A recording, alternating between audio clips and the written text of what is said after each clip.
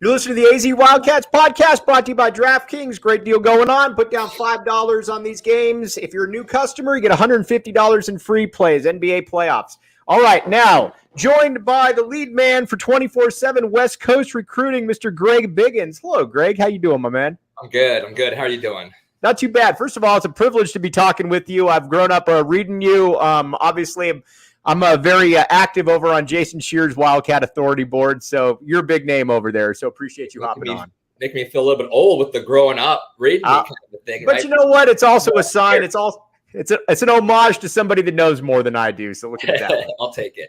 Okay, when Jedd Fisch was hired at Arizona, what were your initial thoughts?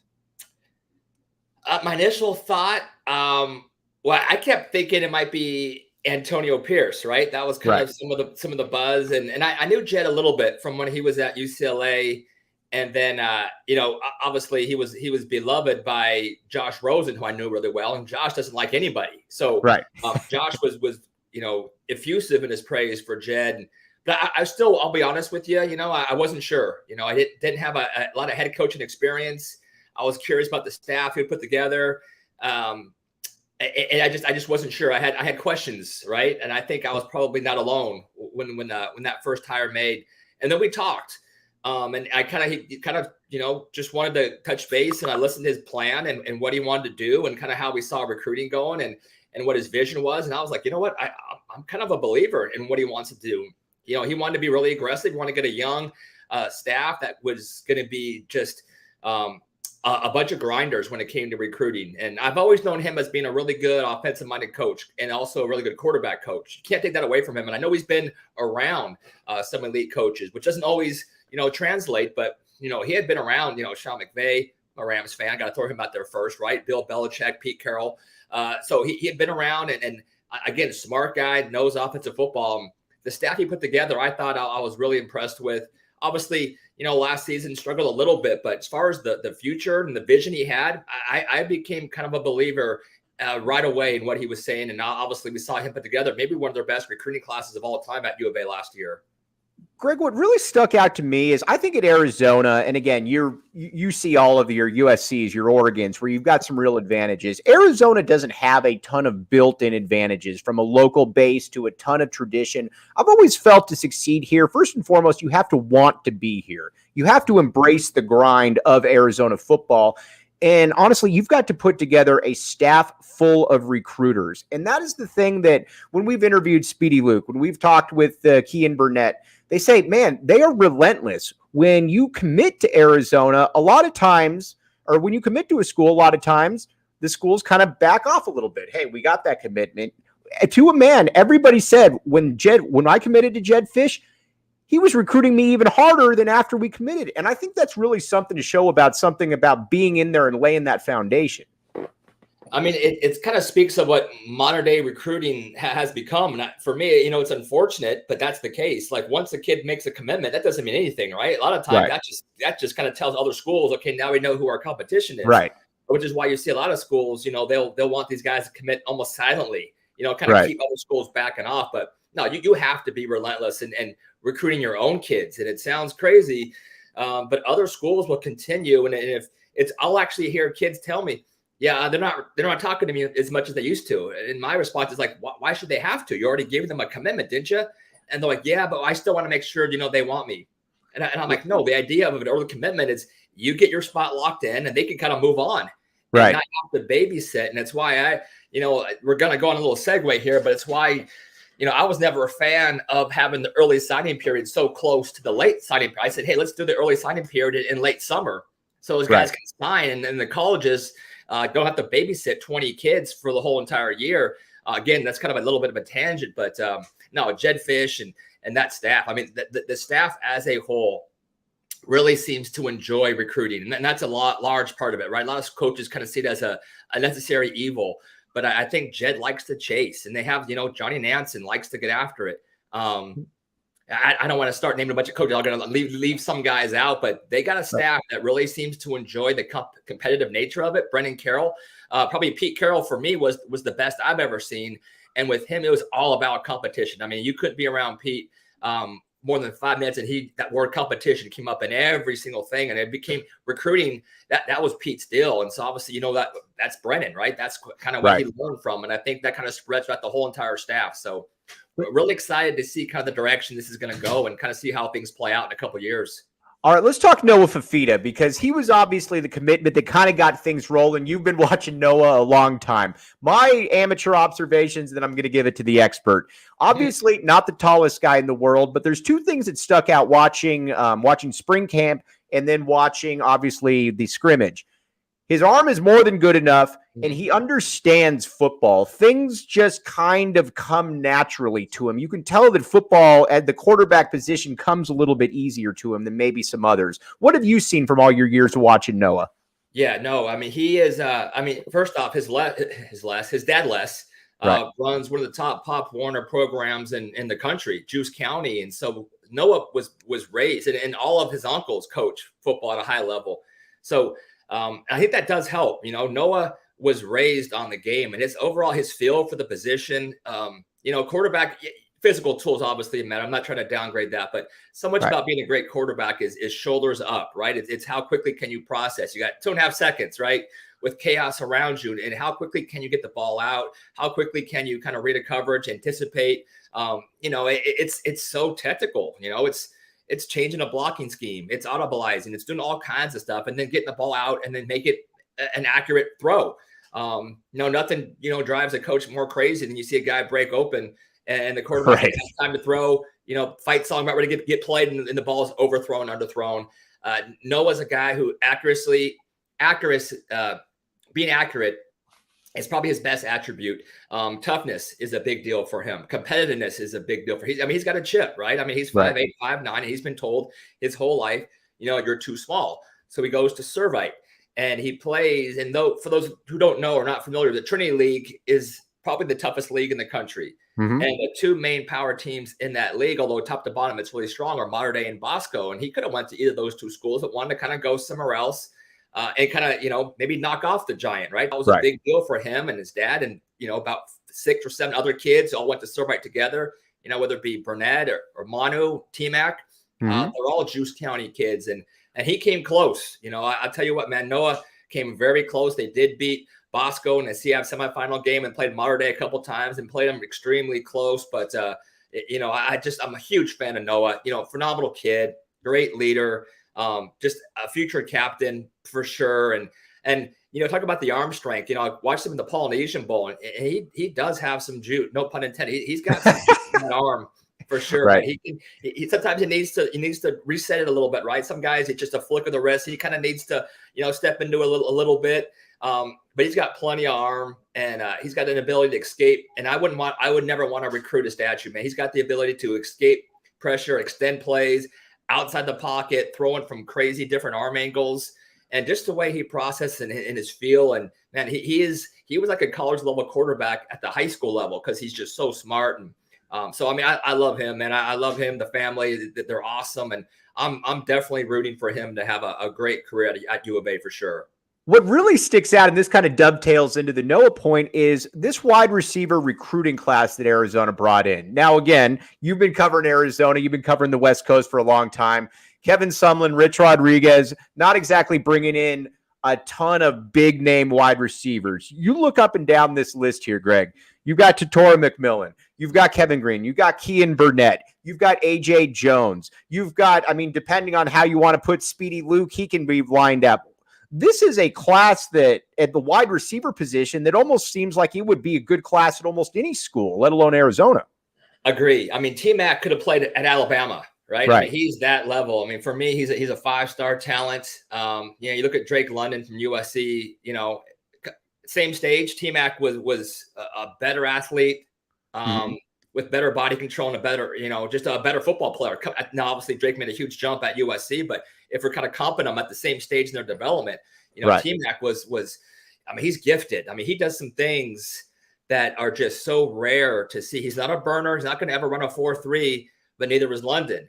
Right. And just to, I could talk about him forever, but no, you mentioned that receiver class. And I think some of those guys, I think A.J. Jones is extremely underrated. Kevin Green, man, after the catch, explosive. I think Speedy Luke's another guy, great. You mentioned, running back, but great hands. I've watched him a ton on the 7-on-7 circuit. You can put him in the slot and he'll do some things there. I mean, you cannot coach a guy who's 10-2, right? Right. You just can't. You're gifted, right? Some guys are just gifted. It's not a level playing field I could train forever and I'll never run a 10-2 or 11-2 for that matter.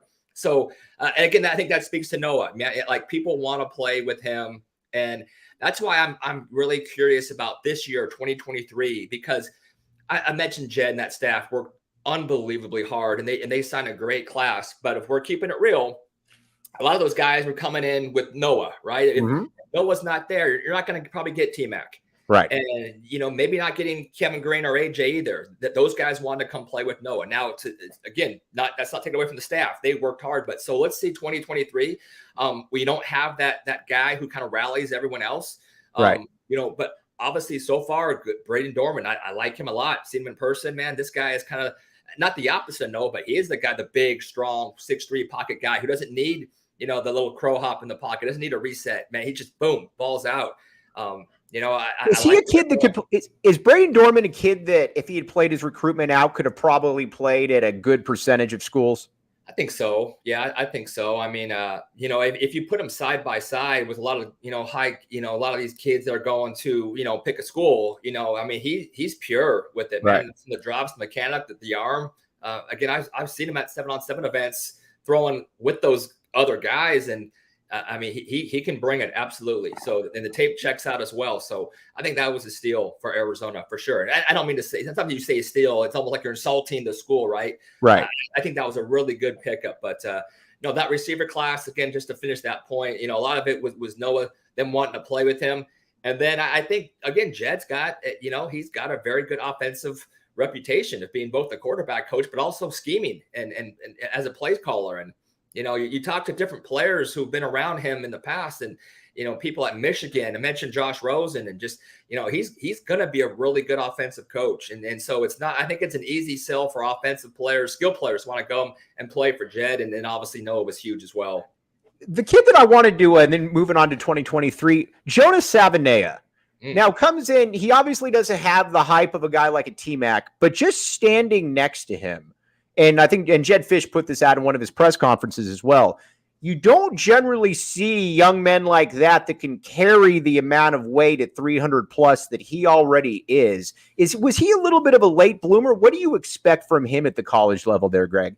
I mean, so what happened to him, obviously you're familiar with, with the whole COVID thing. And so in Hawaii, they didn't play at all. So that kind of completely shut down his junior year. And so we're kind of waiting on senior tape. And then some at the Polynesian Bowl and loved him. And, in hindsight, kind of kicking myself now, man, he should have been rated higher. And we saw it, it just, but like you said, for us, our rankings are an NFL draft projection. Right. And crazy as it sounds, there's not a great track record of offensive linemen who weigh over 300 pounds in high school getting drafted high. There's actually more converted tight ends, guys who were tight ends in high school. They are higher ranked in terms of getting drafted more frequently than a 300 plus pound high school kid, because it's such an athletic position now. And if you're 340 already, you get to college and it's, it's hard to shave off that weight. But, this is a kid who can do it. This is a guy who moves well enough. I love the anger. I love the physicality. For sure. I like the feet, the balance, the strength, the tough. I mean, he checks off a lot of the boxes. And if we had seen him more than just that week of the Polynesian Bowl, and also at the Poly Bowl, it was a really relaxed environment. It wasn't like the All-American game where you just have guys going head to head. It was pretty lax for the most 3 or 4 days. Not a lot of one-on-ones. No, they didn't pad up. So we didn't get a chance to really see him a lot in that environment. But, I think he's a future pro for sure. What does Arizona need to do on the field, in your opinion, in this 2022 season to be able to continue this momentum? Because obviously the first year, Jedd Fisch can say, I'm coming in. We've lost 12 straight games. It's about building a vision. Now you've got a little bit more talent in there. What do you need to see on the field, Greg, to continue to be able to move these recruiting classes forward? I mean, I've said it a lot, and you got to win some games, right? Again, you come in and you can sell vision, you can sell future, you can say, hey, these aren't my guys. You can get away with winning 1 or 2 games, but the second year now, you got to win. You don't need to win 10 games, but I think you got to show some improvement. Love to see them win, 5 or 6 games. Don't have any ugly, non-league losses like they had last year. Right. So I think, and again, you can lose games, but if you're losing games, but you're watching how they play and you're kind of seeing, okay, they're close, right? They're really close. And then all of a sudden now that year 3, now it's like probably half the roster is your guys. Now I think you can build on that. But this year, love to see him win, 4 or 5, even 6 games. And the games you lose, don't get blown out and just be competitive and show signs of, having, offensive, defensive, show signs of, hey, we're close. We just need some bodies, but look at our scheme and it fits. Yeah, this is going to work if we just have, some better talent and we'll out coach and we'll develop guys. So I think that's what you want to see this coming fall. Okay, now let's the state of Arizona. Obviously, Phoenix has exploded with talent. Most of these kids don't stay home. I mean, heck, even a couple years ago, you had a historic class at South Point Catholic where you had Bijan Robinson, Lathan Ransom, John Fina's son, who none of them really considered Arizona.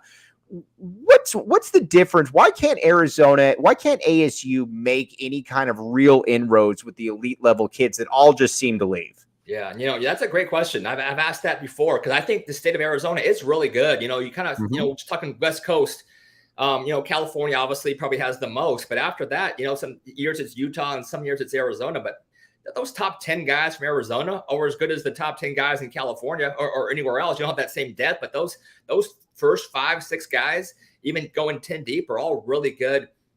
I don't know what it is. I think a lot of these kids, growing up, you don't really hear too many of them say, my dream school is ASU. My dream school is University of Arizona. Obviously basketball is a different story, right? But, for football, a lot of these guys grow up and it's Oregon, it's USC. Maybe even you hear a Washington if it's a West Coast school. Now you're seeing national programs come in, right? You're seeing a Texas come in. You're seeing the Florida schools have always been involved. Notre Dame has always been involved. Michigan, Ohio State. And even in California, we're seeing, this past year was better, but there were years, I think just maybe even 2 years ago, where all the top guys, DJ Uiagalelei and Bryce Young and a lot of these guys were flocking out of California. So it's not just now an Arizona thing. It's a West Coast thing where I think people are seeing, watching the NFL draft and seeing a lot of, SEC representation and watching the college football playoff. And they're seeing a lot of SEC schools with your occasional Ohio State, your Clemson. So I think a lot of kids, if you're Arizona, or even ASU, you have to somehow convince these kids that, okay, if you come here, we're going to coach you and develop you. And you got to somehow get them to think, at the big stage, it can be right here. If you stay in state, right, and we can all you guys, we can compete, for a Pac-12 title. But it's hard because historically, these kids they're not dumb, right? They're watching a lot of these big New Year's Day bowl games, and they're not seeing a whole lot of Pac-12 schools. And like they said, they didn't grow up, as their dream school being one of the 2 in-state schools. So I think that's why it's so tough. What's your take on Jonah Coleman, running back, obviously coming in, going to be a freshman, graduated early, got a lot of run in the spring here, Greg, really raised some eyebrows. What do you think about Jonah?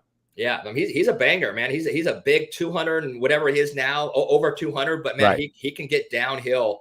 And when I say banger, I mean that from a football standpoint. Yeah, for sure. Not gang related at all. He's a good kid, right? But no, again, I've seen him in several different settings, whether it be a camp, whether it be a 7-on-7. And for his size, man, he can move. He's got a little bit of wiggle. You don't want him to dance around too much, right? That kind of drives you crazy. You see a big back trying to get too cute. but he can get downhill. He's comfortable catching the football out of the backfield. You love the size, the physicality. He's that kind of back that can come in and help wear down the defense for sure. All right, before we let you go, and again, I can't thank you enough for your time. You're fantastic. Couple things. First of all, right now, would you say it's fair to say in the 2023 classes that Arizona's got a little bit of a flair to some of the recruits, where you're keeping an eye on Arizona to see what they're doing? For sure. No, for sure. I mean, I think what they did last year, it's kind of funny. They're doing a great job of selling this, because every kid I talk to, they always bring up last year's recruiting class. Right. So you know that's coming from somewhere, right? Because for sure, aren't always that perceptive. So they see that, hey, they signed maybe their best ever 22 class, and so they're like, hey, you can sell that. Hey, come be a part of this. We're going in the right direction, and look what we just did, and so yeah, the staff continues to recruit extremely hard. I like what they're doing, and I think it's going to be. It may not be the same highly rated class last year, but shoot, it might be. I don't know. I mean, I just spoke to Roderick Robinson, a day ago, and Arizona is smack down in the middle of his top 3 or 4. There's a handful of kids that have U of A in their top 3 or 4. Now you don't get any points for second place, but they're involved in the top 5 with a lot of top kids. So I think they got a chance to pull in a second back-to-back really strong recruiting class. And then before I let you go, what about Jedd Fisch? Because Jedd Fisch is a guy that when you're around him, like you said, you talk with him and you're immediately, after a while, you're like, this dude gets it. I can see this work. And what about it for you was you're like, okay, I can see this. Yeah. No, I mean, he's a regular guy, right? When you talk to him, you don't get the feeling that he's arrogant. You don't get the feel that he's an active listener. But you listen to him speak on football, and he's able to kind of like make it more, what's the proper word? I don't want to say dumb it down, but I think he can speak to a kid, a parent, a high school. He's able to break it down to an easier level than a lot of people are able to break it down to. Yeah, no, he speaks your language. Probably the best way I can say it. So whoever he's talking to, man, if you want to talk X and O, man, he can obviously do that. But he has a way of talking to kids and families and parents and just making them feel comfortable. And that's so much of it. And some of these coaches kind of come across as being the smartest guy in the room, and they probably are. But Jedd has a way of just kind of making you feel like, you know what, I'm comfortable. I can speak with this guy about anything. And it's a real family environment, man. I think they did a phenomenal job on other official visits last year. I think a lot of them, went to Jedd's house, and they were like, dude, it felt like family. Every coach says it, but at U of A, this is quoting the kid, everyone talks family, but at U of A, you actually can feel it and sense it. And we just watched how he interacts, not just with us, but with other players on the team, currently on the team, how he talks to my mom and dad. And so they did a really good job last year, just kind of building that family bond. And kids, kids are a lot of things, but they can usually smell BS pretty easily. They can tell if it's a used car salesman type of vibe. And with Jedd, he does a really good job of being approachable, comfortable, and just easy to talk with. He's Greg Biggins. Again, 24/7 Sports is your one-stop shop for everything. Everybody's into recruiting. Football, Greg's got you covered on the basketball side. Greg, you do a great job. Follow him on Twitter as well, Greg Biggins. But again, I can't thank you enough for coming on, my man. Appreciate you. It's always fun, man. I appreciate it. Good talking to you. All right, man. We'll talk to you again soon. Thanks again. He's Greg Biggins. Sounds good. All right. And I mean, you're not going to find a guy who's more connected in the entire scene than what Greg Biggins is right there. And we're going to talk a little bit. We're going to break down what exactly Greg was saying right there, because this is a dude that is on the front lines of basically everything that's going on when it comes to recruiting. But first, the DraftKings Sportsbook app, code word PHNX. Put in $5 right now, get $150 in free plays on these NBA games. New customers only, though. Eligibility restrictions apply. Gambling problem, call 1-800-NEXT-STEP. They'll get you all taken care of. Again, 21 and up, Arizona only. All right. Greg Biggins said a couple things that I think we really need to talk about right here. First and foremost is the common man mentality that is Jedd Fisch, which I think is incredibly underrated. We've had Speedy Luke on multiple times, and each time he said talking with Jedd was like talking to one of my friends. It wasn't like talking to a guy that I had to go through 3 different sets of doors and say, I'd like to be able to talk with Coach. It was like, hey, I can just shoot you a text. And things like that are incredibly underrated, I think, when it comes to recruits. The other thing, too, Jedd Fisch wants to be here. I've become fairly friendly with Dave Hickey over the years. Name drop right there. I think Dave's a really good dude. And Dave has told me from day one, and I've quoted him off the record. He said, you got to want to be here. You've got to embrace the grind of recruiting at the University of Arizona. Because again, it's not like it's a USC where you've got everybody in your backyard. You've got to be able to show kids why to come to Arizona, what that vision is.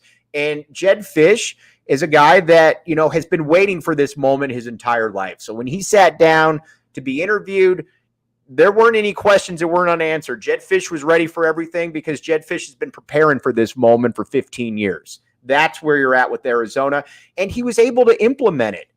When Jedd Fisch was hired, I had no clue what to expect. The first thing that really stuck out to me, though, was when he said recruiting will be the lifeblood of our program. Now, you hear that a lot of times from coaches. I mean, Kevin Sumlin said it. Rich Rodriguez said it. Guess what? They didn't really mean it. When you started seeing the names that Jedd Fisch was bringing in, your Dohertys, your Brennan Carrolls, your guys like that, your Kevin Cummings, your Scotty Grahams, these are guys that are good recruiters. These are guys that connect well with kids. But then you wonder, okay, is this going to be something that he's going to be able to follow through on? And that was really going to be the thing that was going to make me the most interested in what was going to really happen right there.